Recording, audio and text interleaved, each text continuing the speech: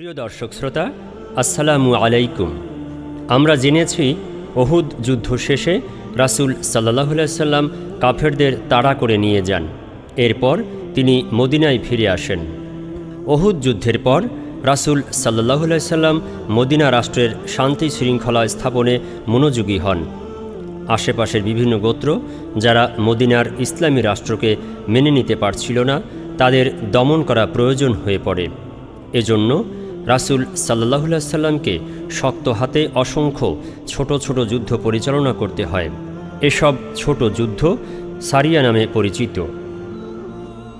আজ আমরা একটি মর্মান্তিক ঘটনা নিয়ে আলোচনা করব, যা মহানবী রাসূল সাল্লাল্লাহু আলাইহি সাল্লামকে ভীষণভাবে ব্যথিত করে। আজ আমরা বীরে মাওনায় 40 জন সাহাবী শাহাদাত বরণ করার ঘটনা নিয়ে আলোচনা করব। দীর্ঘদিন যাবৎ রাসূল সাল্লাল্লাহু আলাইহি সাল্লাম সেই ঘাতকদের জন্য বদদোয়া করতে থাকেন।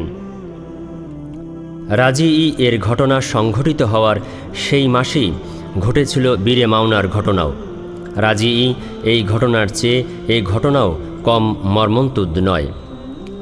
এই ঘটনার সংক্ষিপ্ত বিবরণ এই: আবু বারা আমের ইবনে মালেক মদিনায় রাসূলুল্লাহ সাল্লাল্লাহু আলাইহি সাল্লামের দরবারে হাজির হলো। সে মালায়েকুল আসনা অর্থাৎ বর্ষা খেলোয়াড় উপাধিতে ভূষিত ছিল। রসুল সাল্লাল্লাহু আলাইহি সাল্লামের কাছে হাজির হওয়ার পর নবী সাল্লাল্লাহু আলাইহি সাল্লাম তাকে ইসলামের দাওয়াত দেন, কিন্তু সে ইসলাম গ্রহণ করেনি এবং ইসলাম যে তার অপছন্দ একথাও বলেনি। সে বলল, হে রসুল সাল্লাল্লাহু আলাইহি সাল্লাম, আপনি যদি আপনার সাহাবাদেরকে নজদের অধিবাসীদের কাছে প্রেরণ করেন, তবে আমার বিশ্বাস তারা ইসলামের দাওয়াত কবুল করবে। রসুল সাল্লাল্লাহু আলাইহি সাল্লাম বললেন, আমার সাহাবাদের ব্যাপারে নজদের অধিবাসীদের আমার সন্দেহ হয়। আবু বারা বলল, তারা আমার আশ্রয়ে থাকবেন। এ কথার পর আল্লাহর রসুল ইবনে ইসাকের বর্ণনা মোতাবেক 40 জন সাহাবাকে আবু বারার সাথে প্রেরণ করেন। ইমাম বুখারী সহিহ বুখারীতে যে 70 জন সাহাবীর কথা বলেছেন, সেই বর্ণনাই সত্য। সেই 70 জন সাহাবীর আমির নিযুক্ত করা হয়েছিল মুনজার ইবনে আমরকে। তিনি বনু সায়েদা গোত্রের অধিবাসী এবং মুতাকলিল মৌত উপাধিতে ভূষিত ছিলেন। উল্লেখিত 70 জন সাহাবীর মধ্যে সকলেই ছিলেন ইসলামের বিভিন্ন বিষয়ে যথেষ্ট ব্যুৎপত্তিসম্পন্ন এবং অত্যন্ত পরহেজগার।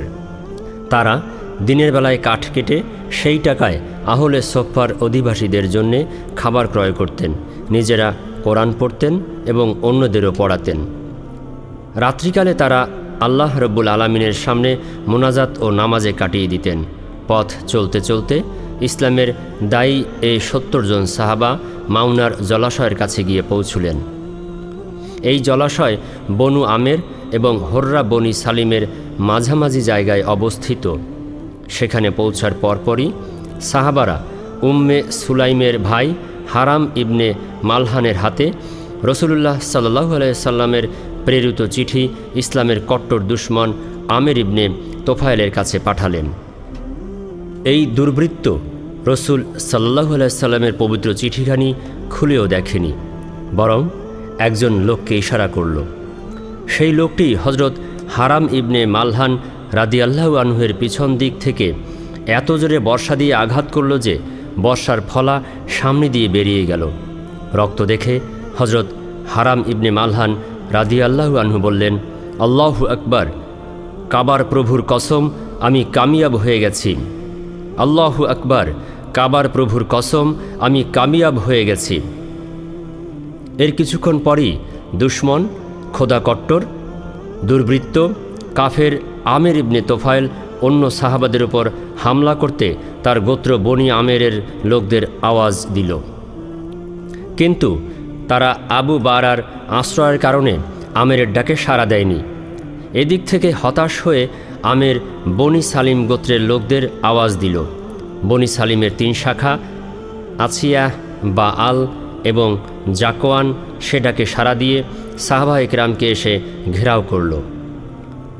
প্রত্যুত্তরে সাহাবারও লড়াই করলেন, কিন্তু তারা প্রায় সবাই শহীদ হয়ে গেলেন। হজরত কাব ইবনে জায়েদ নাজ্জার রাদিয়াল্লাহু আনহু শুধু জীবিত ছিলেন। তাকে শাহাদাতপ্রাপ্ত সাহাবাদের মধ্য থেকে আহত অবস্থায় তুলে নেওয়া হয়। তিনি খন্দকের যুদ্ধ পর্যন্ত বেঁচে ছিলেন। হজরত আমর ইবনে উমাইয়া জামারি একা হজরত মনজার ইবনে ওকবা আমের রাদিয়াল্লাহু আনহুর উট চড়াচ্ছিলেন। তারা ঘটনাস্থলে পাখির উড্ডয়ন দেখে সেখানে পৌঁছালেন। হজরত মনজার রাদিয়াল্লাহু আনহু তার বন্ধুদের সাথে লড়াই করতে করতে শহীদ হন। হজরত আমর ইবনে উমাইয়া জামারিকে বন্দী করা হয়। তিনি ছিলেন মোদার গোত্রের লোক। এই পরিচয় পাওয়ার পর আমের ইবনে তোফায়েল তার কপালের উপরের দিকের কিছু চুল কেটে তার মায়ের পক্ষ থেকে তাকে মুক্ত করে দেয়। এই দুর্বৃত্তের মা একজন কৃতদাসকে মুক্ত করে দেবে বলে ইতিপূর্বে মানত করেছিল। হজরত আমর ইবনে উমাইয়া জামারি এই হৃদয় বিদারক খবর নিয়ে মদিনায় পৌঁছলেন। 70 জন বিশিষ্ট সাহাবার শাহাদাতের ঘটনা ওহুদের দুর্বিপাকের ঘটনায় স্মরণ করিয়ে দিল। ওহুদের যুদ্ধে তো সংঘর্ষ উভয় পক্ষে হতাহত হওয়ার সুযোগ ছিল, কিন্তু সরল প্রাণ সাহাবারা এখানে এক নির্লজ্জ বিশ্বাসঘাতকতার শিকার হন।